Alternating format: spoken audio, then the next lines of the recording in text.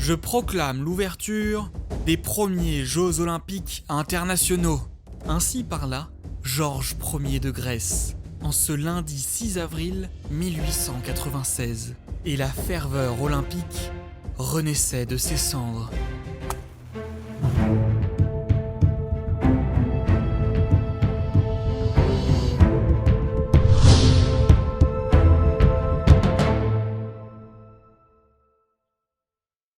Il a bien sûr fallu plus que quelques mots pour que la tradition olympienne ne ressurgisse du passé pour devenir, comme en son temps, un symbole de paix entre les peuples ainsi qu'un événement incontournable touchant même les moins passionnés de sport. Alors penchons-nous sur les deux commencements de ces Jeux.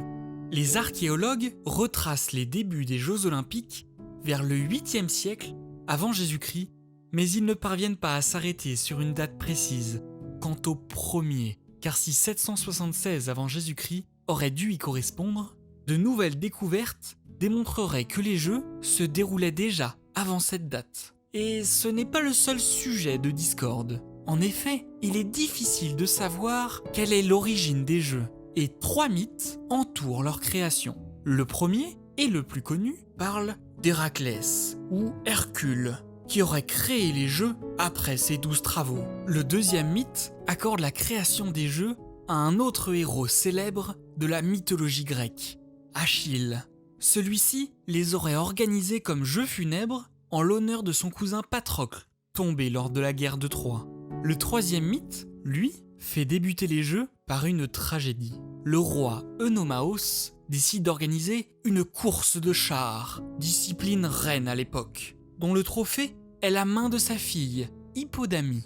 Œnomaos participe à l'épreuve et écrase sans mal la concurrence, poussant Hippodamie à trafiquer le char de son père pour permettre à Pélops, l'un des prétendants, de remporter la victoire. Sauf qu'Œnomaos meurt dans l'accident provoqué par le sabotage, un drame auquel Pélops rendra hommage en créant les Jeux Olympiques. Ces histoires nous montrent à quel point les Jeux sont glorifiés.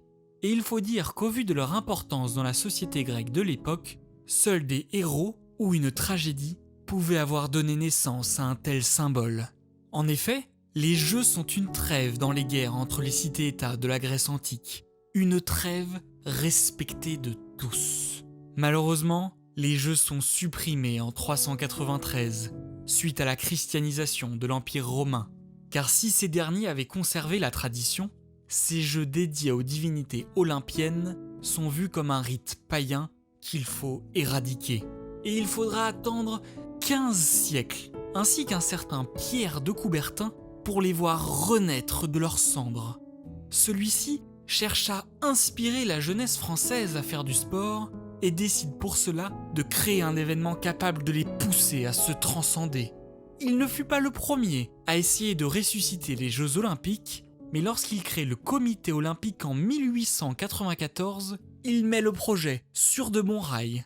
Après quelques péripéties, ce sera finalement à Athènes, le 6 avril 1896, que débutent les premiers Jeux Olympiques modernes. 14 nations s'y rassemblent dans l'amour du sport et célèbrent ainsi le nouveau départ de cette compétition. Et bien que l'on soit encore loin des 207 délégations présentes au JO de Rio en 2016, l'engouement est là. Durant un peu plus d'une semaine, les athlètes, alors amateurs, s'affrontent dans différentes épreuves.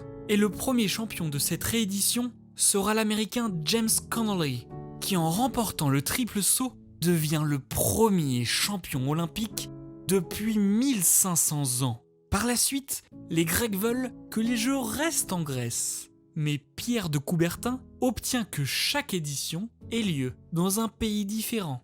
Depuis, la tradition a pris de l'ampleur et les Jeux Olympiques sont devenus l'événement sportif le plus suivi de la planète. Ils rassemblent autour du sport, mais sont aussi source de division.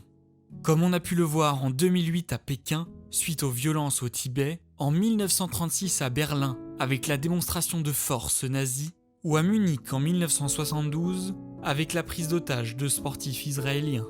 Les Jeux Olympiques, de par leur symbolique, ont pris une ampleur qui dépasse celle du sport et sont devenus l'un des piliers de notre monde moderne.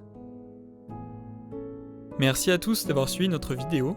Les sources sont dans la description pour ceux qui veulent approfondir le sujet. N'oubliez pas de mettre un pouce bleu et de vous abonner si la vidéo vous a plu. À bientôt!